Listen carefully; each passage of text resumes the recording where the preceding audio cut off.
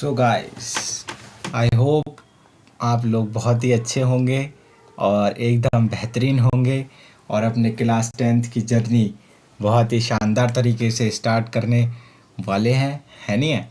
और मैं आपको पहले ही बता देता हूँ, आज फर्स्ट क्लास है तो कि अब से हमारी चैनल पर जिसका नाम है स्टडी डॉट जर्नी पर हर एक चैप्टर की कंप्लीट प्लेलिस्ट आपको प्रोवाइड होगी और हम इस बार डिजिटल नोट्स भी देंगे आपको, हैंड रिटन नोट्स भी देंगे और PYQs की भी एक वर्कशीट देंगे। और इस बार हर एक चैप्टर का साथ जब तक नहीं छोड़ा जाएगा जब तक आपको हर एक चैप्टर में क्लैरिटी नहीं आ जाएगी। और हमारा ये सफ़र अब जब शुरू हुआ है, जर्नी जब शुरू हुई है, तो अब ये जर्नी तभी ख़त्म होगी जब आपका साइंस का पेपर ख़त्म हो जाएगा। कब? 2026 में। तब तक हम और आपका साथ बना रहेगा। आई होप बच्चों मज़ा तो आने वाला है इस जर्नी पर, बाकी देखते हैं। और एक बात और, मैं आपको वीडियो स्टार्ट करने से पहले कुछ चीज़ें क्लियर कर देना चाहता हूँ कि हम बिल्कुल पोलाइट वे में पढ़ेंगे। कैसे कि देखो हम तुम्हें दिखाते हैं। जैसे कि ये हो गया हमारी PPT है, types of reaction, combination reaction, decomposition reaction, ये सारी रिएक्शंस, ठीक है। और बोरिंग जैसे ही बोरिंग हो पाएगा तब तक इंटरेस्टिंग चीज़ें आ जाएंगी।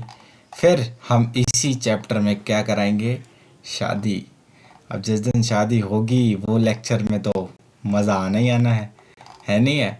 फिर बाकी ऑक्सीडेशन एंड रिडक्शन के बारे में पढ़ेंगे और कोरोजन होता है कि मतलब कि ये वेजिटेबल्स को ओपन एयर में क्यों नहीं छोड़ना चाहिए, ये सब चीज़ें, ठीक है। चलो अभी हम स्टार्ट करते हैं, वरना आप तो कहोगे कि भैया तो बस बातें ही बातें कर रहे हैं। देखो बच्चों क्या होता है, हमने क्लास 9th में एटम एंड मॉलिक्यूल्स में पढ़ा था कि मॉलिक्यूलर फार्मूला पढ़ा था। मॉलिक्यूलर फार्मूला हमने पढ़ा था, कैसे बनाते थे। जैसे कि मैंने बोला मैग्नीशियम ऑक्साइड का बनाओ तो Mg और O, फिर इसकी बैलेंसी कितनी थी, इसकी बैलेंसी कितनी थी, फिर क्रॉस मल्टीप्लाई करके जो वो बनता था उसको हम क्या बोलते थे? Molecular formula. अब यहाँ पर ये लिख रखा है राइटिंग आ केमिकल इक्वेशन। इसका क्या मतलब है बच्चों? इसका मतलब ये है जब दो सब्सटेंस आपस में मिलते हैं तो वो किसी नए चीज़ का निर्माण करते हैं, किसी नए चीज़ का फॉर्मेशन करते हैं। और इस चैप्टर में हमें पढ़ना क्या है? इस चैप्टर में हमें एक चीज़ ये पढ़नी है कि ये दो चीज़ें आपस में मिल रही हैं, वो किसकी प्रेजेंस में मिल रही हैं, ठीक है। और इस पे फिर ये बना है तो ये कौन से रंग का बना है, ठीक है। और इसका स्टेट क्या है, ठीक है। टेम्परेचर क्या है, ये गैस है या सॉलिड है, क्या है, इन सब चीज़ों के बारे में हमें इसमें पढ़ना है। तो आप समझ गए होंगे। और एक बात और आपको बताऊं, हमेशा याद रखना जैसे कि A+B और ये C जो रिएक्शन में इस तरफ होते हैं, लेफ्ट तरफ वाले जो रिएक्शन में होते हैं, इनको हम बुलाते हैं रिएक्टेंट्स। क्या बुलाते हैं? रिएक्टेंट्स बुलाते हैं इनको, रिएक्टेंट्स बुलाते हैं। और ये जो इनसे मिलके जो बना होता है, जो राइट तरफ होता है, उसको हम बुलाते हैं क्या? प्रोडक्ट। क्या बुलाते हैं? प्रोडक्ट, ठीक है। ये A और B जो लेफ्ट तरफ होते हैं उनको हम क्या बुलाते हैं? रिएक्टेंट्स बुलाते हैं। और जो राइट तरफ होता है उसको हम क्या बुलाते हैं? प्रोडक्ट बुलाते हैं। आई होप समझ में आया होगा आपको इतनी चीज़ें। बाकी अभी देखते हैं आगे। इस चैप्टर में मेनली दो जगह से ज़्यादातर क्वेश्चन आ रहे हैं। एक तो कलर बेस, ठीक है, और दूसरा बैलेंसिंग पे तो हर बार एक MCQs आ ही जाता है। इस बार भी आया था, वो मैं क्वेश्चन आपको कराऊंगा जो इस बार आया था ना, अभी कराऊंगा। पहले मैं आपको कॉन्सेप्ट सिखाता हूँ इसका क्या है। देखो बच्चों, हमारे राइटिंग अ केमिकल इक्वेशन में हमारी दो तरीके की केमिकल इक्वेशन होती है। एक होती है स्केलेटल इक्वेशन। क्या होती है? Skeletal equation. स्केलेटल इक्वेशन क्या होती है? अभी देखो, अभी हमको बताते हैं।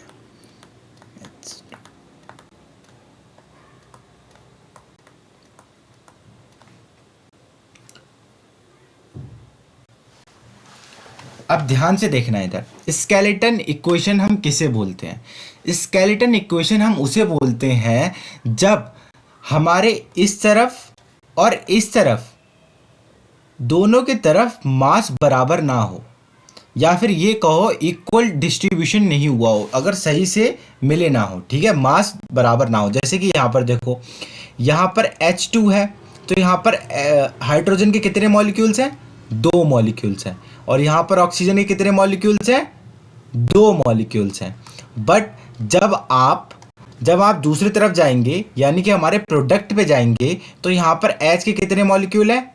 2 मॉलिक्यूल है। और O के कितने मॉलिक्यूल है? 1 मॉलिक्यूल है। बट यहाँ पर तो O के 2 है ना। इसीलिए ये जो इक्वेशन का मास सेम नहीं रहता दोनों तरफ, उसको हम क्या बुलाते हैं? स्केलेटन इक्वेशन बुलाते हैं। क्या बुलाते हैं? Skeleton equation. इसकी डेफिनेशन आप लिख सकते हैं, लिखना चाहे तो। The mass is not the same on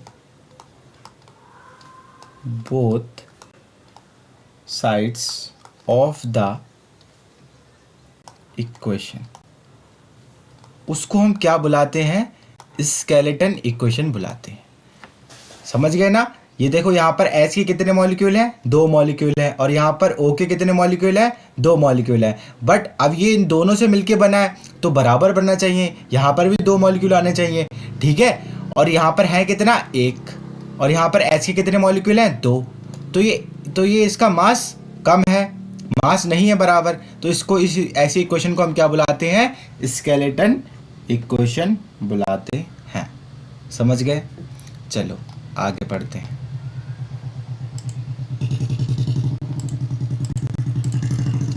अब हमारी जो अब अगली इक्वेशन आती है, उसको हम बुलाते हैं बैलेंस्ड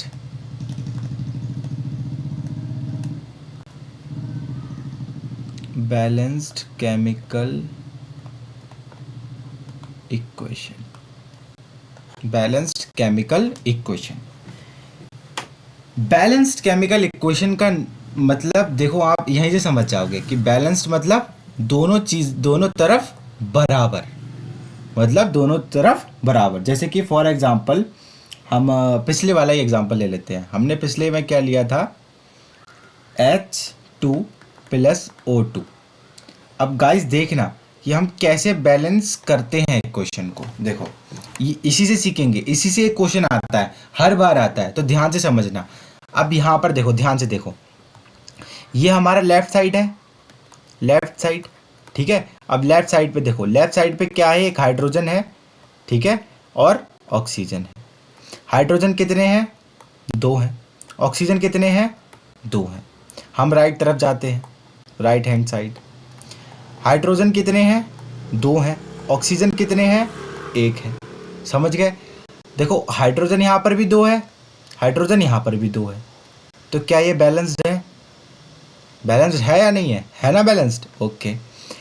ऑक्सीजन देखो, यहाँ पर कितने हैं? 2 हैं। और यहाँ पर कितने हैं? 1 है। तो यानी कि मतलब ऑक्सीजन बैलेंस्ड नहीं है।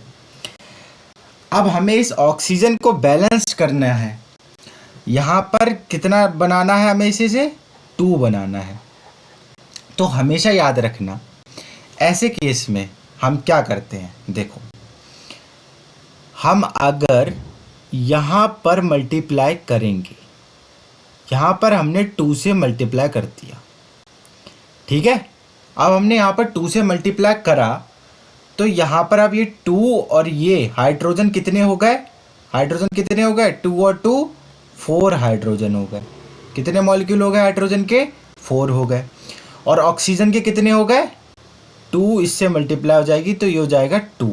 समझ गए? ये मत, ये नहीं, ये देखो कन्फ्यूजन नहीं रखना कि भैया यहाँ पर तो यहाँ पर नीचे लगा है 2।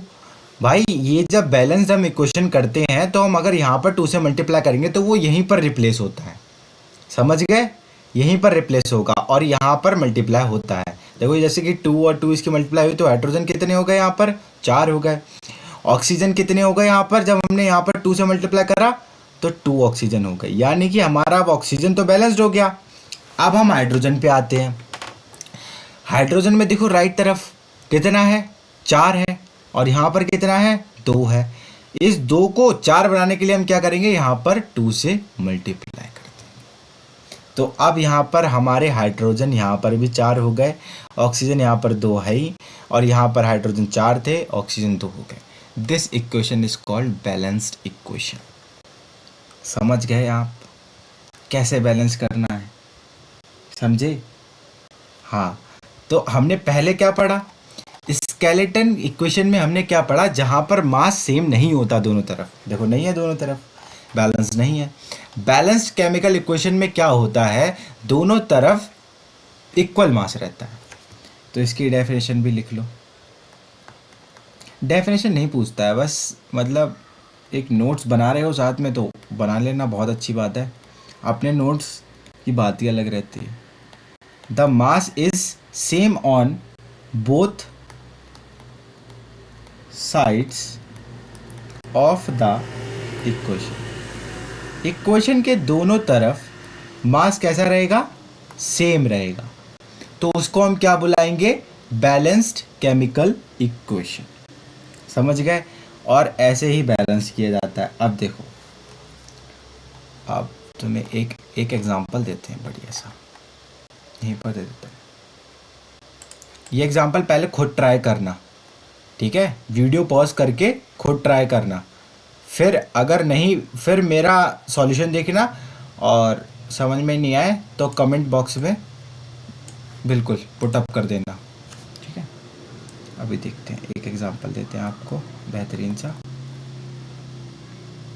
जैसे ये ले Fe plus H2O Fe3O4 plus H2। देखो गाइस, अब सबसे पहले लिख लेना है। देखो ये हमारा क्या है? लेफ्ट हैंड साइड है। लेफ्ट हैंड साइड पे Fe और हाइड्रोजन, ठीक है? राइट हैंड साइड पे आ जाओ। राइट हैंड साइड पे Fe है, जो जो चीज़ हो ना वो लिख लेना है। Fe है, O है और H है। देखो यहाँ पर भी O है, ठीक है? यहाँ पर Fe कितना है? 1 है। कितना है Fe? 1। हाइड्रोजन के कितने मॉलिक्यूल हैं? 2 मॉलिक्यूल हैं। ऑक्सीजन के कितने मॉलिक्यूल हैं? 1 मॉलिक्यूल। समझ गए? इतने बात में कोई दिक्कत नहीं। Fe यहाँ पर देखो कितने हैं? 3 है। O कितने मॉलिक्यूल हैं? 4 मॉलिक्यूल हैं। हाइड्रोजन के 2 मॉलिक्यूल। देखो सबसे पहले Fe के यहाँ पर 1 है, वहाँ पर 3 है, तो यानी कि ये बैलेंस्ड नहीं है। हाइड्रोजन यहाँ पर 2 है, वहाँ हाइड्रोजन 2 है, हाइड्रोजन बैलेंस्ड है अभी के लिए। ऑक्सीजन यहाँ पर 1 है, वहाँ पर 4 है, क्या बैलेंस्ड है? नहीं है बैलेंस्ड, ठीक है? तो सबसे पहले हम Fe को बैलेंस करने की कोशिश करते हैं। अगर हम Fe को बैलेंस करते हैं, पहले दिमाग लगाना है, ठीक है? दिमाग ही लगाओगे यार। Fe को बैलेंस करना है तो हम यहाँ पर कितने से मल्टीप्लाई करेंगे? कितने से? हाँ गुड, 3 से मल्टीप्लाई करेंगे। अगर हमने 3 से मल्टीप्लाई करा, चलो हमारा Fe बैलेंस्ड हो गया, Fe हो गया, ठीक है? बट अब यहाँ पर हमारा Fe तो बैलेंस्ड हो गया। अब इधर देखना ध्यान से, यहाँ ऑक्सीजन कितने हैं? 4। Fe तो दोनों तरफ बैलेंस हो चुका है अभी के लिए, ठीक है? बट यहाँ पर ऑक्सीजन तो बैलेंस नहीं हुआ ना। अगर मैं ऑक्सीजन को बैलेंस करने जाऊंगा तो मुझे यहाँ पर कितने मॉलिक्यूल से मल्टीप्लाई करना पड़ेगा? ऑक्सीजन को कितने हैं वहाँ पर? 4, और यहाँ पर कितने हैं? 1। तो इसका मतलब मैं यहाँ पर कितने से मल्टीप्लाई करूँगा? 4 से। अगर मैं 4 से मल्टीप्लाई करता हूँ, ध्यान से देखना, ध्यान से सुनो, अगर मैं 4 से मल्टीप्लाई करता हूँ तो यहाँ पर ऑक्सीजन कितने हो जाएंगे? 4, और यहाँ पर भी ऑक्सीजन 4 हो गए। बट यहाँ पर मेरा एक गड़बड़ आएगा। किस चीज़ का आएगा, कोई बताएगा? तुम लोग क्या ही बताओगे यार, सही है ये। Fe हमारे देखो 3 हो गए, यहाँ पर 3 हो गए, यहाँ पर भी 3 हो गए। ऑक्सीजन यहाँ पर 4 हो गए, 4 हो गए ना, 4, ये भी 4 हो गए ऑक्सीजन। ऑक्सीजन भी डन और Fe भी डन, टिक लगा दो। समझ गए क्या?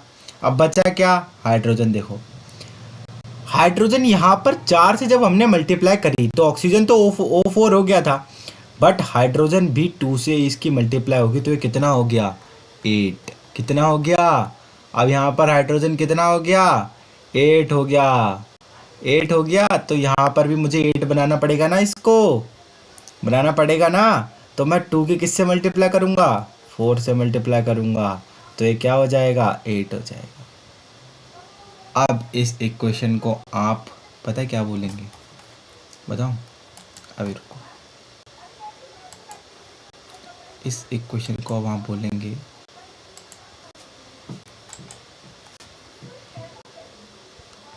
Balanced chemical equation. अरे समझे क्या? अरे आया स्वाद? ये बताओ। और इसी टाइप का सेम क्वेश्चन 2023 के पेपर में आया था CBSE। देख लो भाई, 2023 के पेपर में आ रखा है। और इस बार का भी एक क्वेश्चन मैं आपको दे देता हूँ, वो होमवर्क में, और उसका आंसर आप कमेंट बॉक्स में लिखेंगे, ठीक है? और इसी जो ये हमने अभी करा ना, इधर से मल्टीप्लाई उधर से मल्टीप्लाई, इसी चीज़ को हम बोलते हैं बैलेंसिंग, ठीक है? क्या बोलते हैं? बैलेंसिंग। ये लो, हाँ, CBSE 2024 का क्वेश्चन।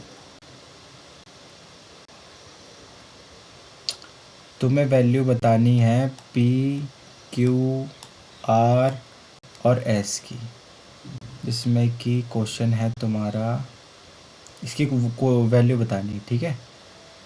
और क्वेश्चन है P है तुम्हारा Al के आगे plus QH2O RAl2O3 plus SH2। इसके ऑप्शन है तुम्हारे पास 3, 2, 2, 2, 1। इसके बाद है तुम्हारा P का ऑप्शन 2, 3, 2, 3, 3, 3, 1। फिर है 2, 3, 1, 3। और D का है 3, 1, 2, 2। आप देखो इसमें क्या करना है, ये P के जगह पर कौन सा नंबर से मल्टीप्लाई होगा, Q के जगह पर कौन सा नंबर आएगा, R के जगह पर कौन सा आएगा, S के जगह पर कौन सा आएगा, इसका आप ऑप्शन कहाँ पर, इसका आंसर मुझे देना आप लोग कमेंट बॉक्स में। और सारे लोग देंगे जितने लोग देख रहे हैं वीडियो, हाँ, ठीक है? अब हम थोड़ा सा आगे बढ़ते हैं। आगे बढ़ने से पहले मैं आपको एक चीज़ बताना चाहता हूँ, उसके लिए मैंने ब्लैंक स्लाइड नहीं छोड़ी, कोई बात नहीं, ये कलर लेते हैं, ये कलर अच्छा लगेगा ना।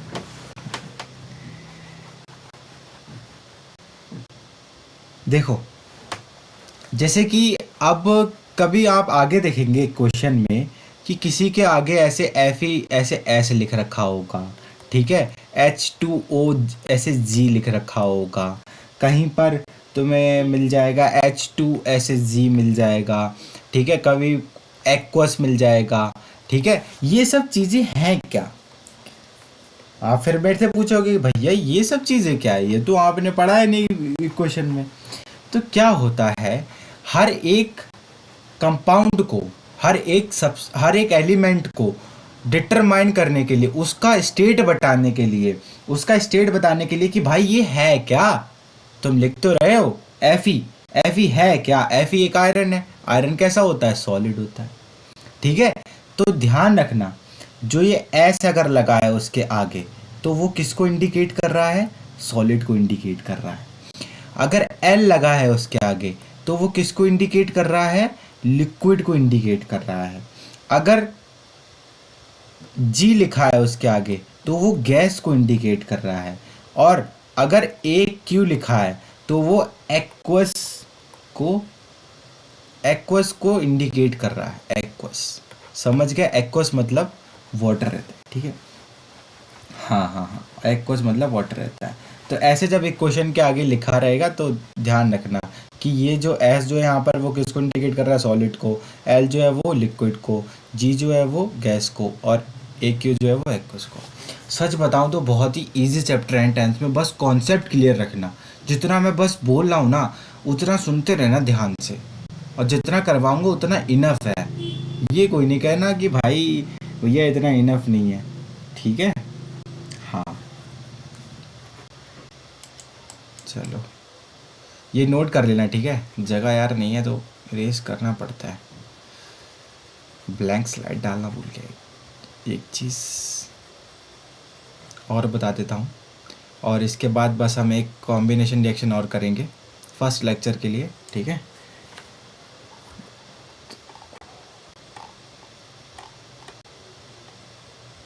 कहाँ बताऊँ?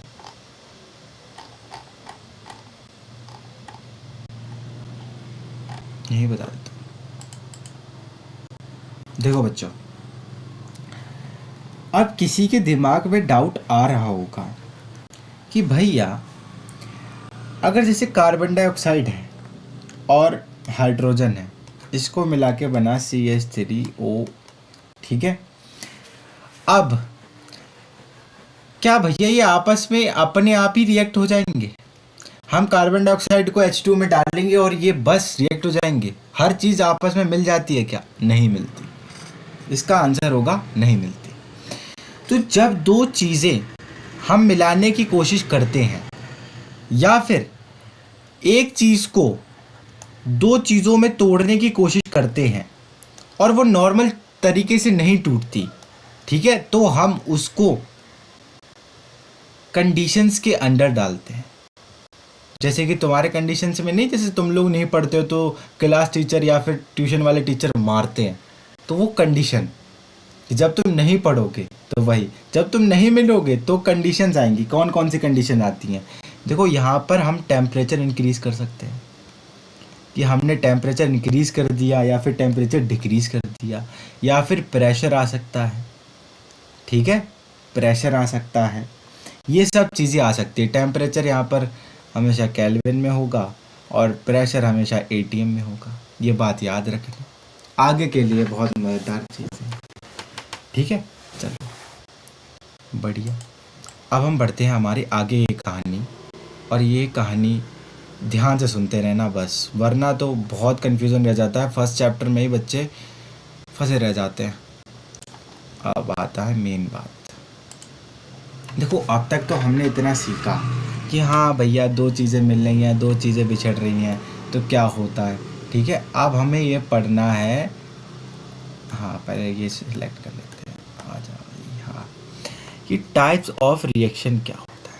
टाइप ऑफ रिएक्शन में सबसे पहले आती है कॉम्बिनेशन रिएक्शन। ठीक है, इसमें क्या होता है? कॉम्बिनेशन से ही मतलब समझ रहे होगे कि दो चीज़ें कंबाइन होंगी तो एक चीज़ का फॉर्मेशन करेंगी। तो ऐसे टाइप के रिएक्शन को हम क्या बोलते हैं? Combination reaction. डीकम्पोजिशन रिएक्शन में क्या होता है कि एक चीज़ दो में बट जाती है, तो उसको हम बोलते हैं डीकम्पोजिशन रिएक्शन। डिस्प्लेसमेंट रिएक्शन में क्या होता है कि ये चीज़ है और ये चीज़ है, अगर ये जो कोई चीज़ है ये इससे पावरफुल है तो इसको ये रिप्लेस करके यहाँ पर आ जाएगी। डिस्प्लेस करना, उसको वहाँ से हटा देना और उसके जगह पर अपनी जगह बना लेना। और डबल डिस्प्लेसमेंट में भी ऐसा ही है। ये हम बताएंगे आगे, घबराऊंगा, ठीक है। हाँ, तो फर्स्ट लेक्चर इतना ही रहने देते हैं।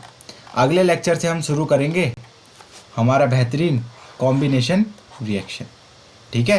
तब तक के लिए चैनल को सब्सक्राइब कर दें यार, और चैनल का नाम आपको पता है ना, study.journey4, ठीक है।